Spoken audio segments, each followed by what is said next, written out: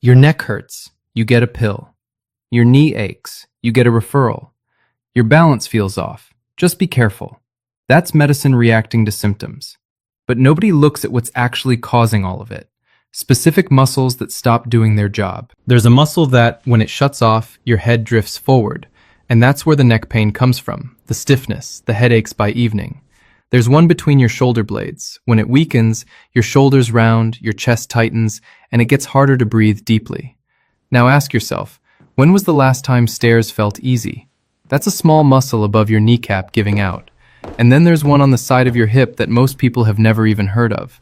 But when it stops working, every step on a wet floor becomes a gamble. There are hundreds of exercises out there.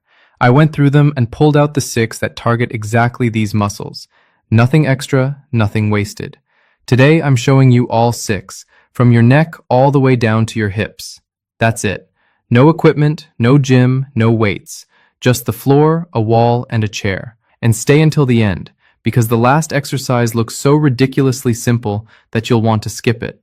Don't. It's the one that surprises people the most.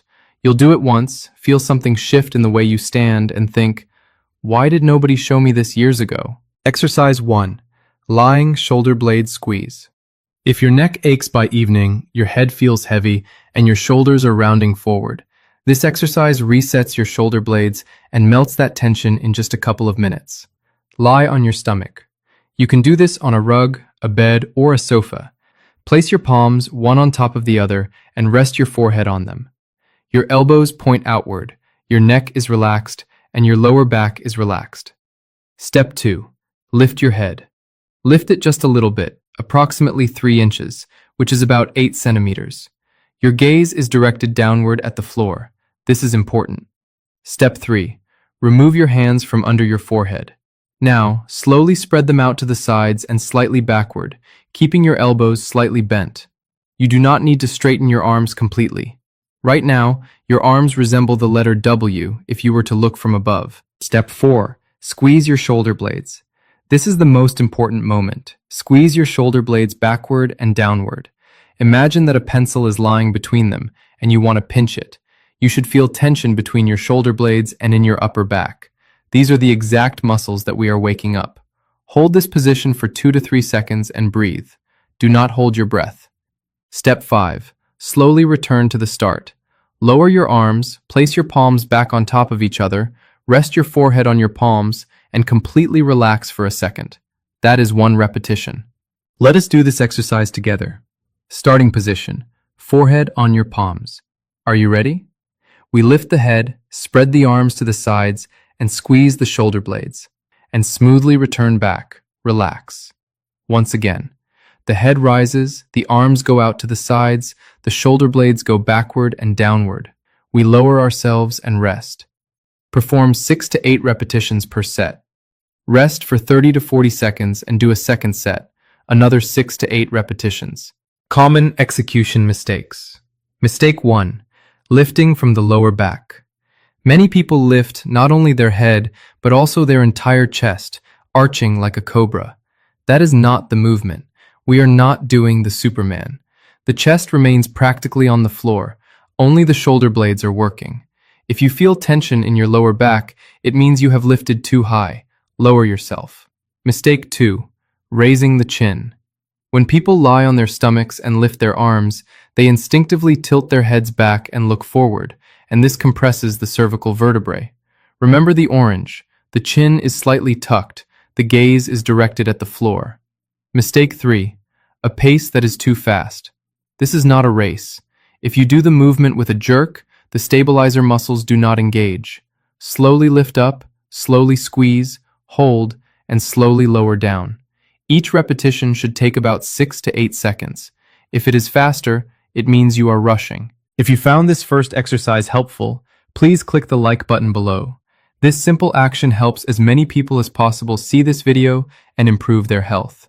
Please also subscribe to our channel. Now, let us move on to the second exercise. Exercise 2. Lying head lift. That constant head heaviness, turtleneck, and dull ache by the end of the day? Your deep neck muscles have shut off. This gentle move wakes them back up without stressing your spine. We remain on the floor, but now we turn over onto our backs. Your legs are straight or slightly bent at the knees, whichever is more comfortable for you. Your arms lie along your body, relaxed. Your neck is long, your chin is slightly tucked, but without tension. You are looking at the ceiling. Now pay attention, because this movement is very small, but very precise. Slowly lift your head off the surface, just a few centimeters, no more, and reach your forehead toward the ceiling. The head essentially floats upward, while the neck remains long. Only the head moves, upward from the surface by a few centimeters. Then we smoothly and controllably lower the head down. Let us do this exercise together. Lying on your back, the neck is long, the chin is level. We stretch the neck upward. We hold. 1, 2, and gently lower. Rest for a second. Once again, we lift. We hold. 1, 2, and lower. You might feel slight fatigue or a little tremor in the muscles. That is normal. They simply have not worked in a long time. But if you feel strong tension in the back of your neck or pain, reduce the range of motion. Perform 10 repetitions, then rest for 30 seconds and do a second set. Another 10 repetitions. Common execution mistakes. Mistake 1. Lifting too high. This is not an abdominal exercise. The shoulders remain on the floor. If your shoulders have started to lift off the surface, you have lifted your head too high. Return to the small movement. Mistake 2. Pressing the chin to the chest. Many people pull the chin sharply down toward the neck, and this creates pressure on the cervical discs. The chin remains in a neutral position. The crown of the head reaches upward, not the chin downward. The difference is subtle, but critically important. Mistake 3. Jerking movements. The head weighs between 8 and 11 pounds, which is 4 to 5 kilograms. If you make a jerking motion, the neck receives an impact load. Every movement must be so slow that from the outside, it is barely noticeable that you are moving at all. Exercise 3. Wall push-ups. Struggling to push up from a chair, open a heavy door, or catch yourself when you stumble? Your upper body has lost strength. A wall is the only equipment you need to safely get it back. For the first time in this video, we are standing on our feet. Find a clear section of a wall. It will become your exercise machine. Stand facing the wall and place your palms on it at chest level. Not at face level, not at stomach level, but precisely at chest level.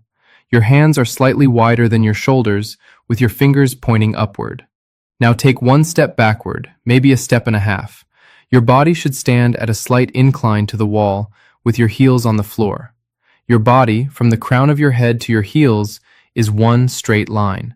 This is your starting position. Remember it. Now we begin. Slowly bend your arms at the elbows, and your chest will begin to approach the wall. Here is the key moment. The elbows do not go out to the sides, but at approximately a 45-degree angle to the body. Lower yourself until you feel a slight stretch in your chest. Your chest almost touches the wall. If it does not touch, that is perfectly fine. Depth will come with time. Now push off from the wall, smoothly, without jerking. Straighten your arms and return to the starting position. That is one repetition. Let us do this exercise together. Palms on the wall, body straight. We lower slowly, and we push off, straightening the arms. Once again, down. And up. Excellent. And one more. Down. We do not rush. And up. We pushed off. Perform 8 to 12 repetitions, then rest for 30 to 40 seconds and do a second set. Another 8 to 12. Common execution mistakes. Mistake 1. Sagging in the lower back. If the stomach reaches for the wall and the back arches, it means the lower back is working, not the chest. Pull in your stomach and tighten your core. The body must be like a straight plank. If it is hard to hold, step closer to the wall. Mistake 2. Shoulders at the ears. When the arms get tired, the shoulders rise and overload the neck. Before each repetition, consciously lower your shoulders down and slightly squeeze your shoulder blades together. Mistake 3. A pace that is too fast. If you fall toward the wall and push off sharply, the muscles hardly work. Move slowly. 3 seconds down, pause, 2 seconds up. Control is more important than speed. Exercise 4. Seated leg extension with footwork. Knees feeling unreliable and legs swelling by evening? This one move strengthens the key muscle that protects your knee and kickstarts circulation all the way down to your toes. Sit on a chair, your back is straight, Do not lean back against the backrest, but sit closer to the edge. Your feet are flat on the floor, your hands rest freely on your thighs, and your knees are bent at a right angle. Now listen carefully, because this exercise consists of several phases, and each of them does its own work. Phase 1. Slowly straighten your right leg forward. Do not swing it, but slowly extend the knee until the leg becomes almost completely straight. Phase 2. Footwork. The leg is straight, and now point your toe forward, away from you, like a ballerina. Feel how the calf tensed up and hold for a second. Then pull your foot toward you so that your toes point toward the ceiling.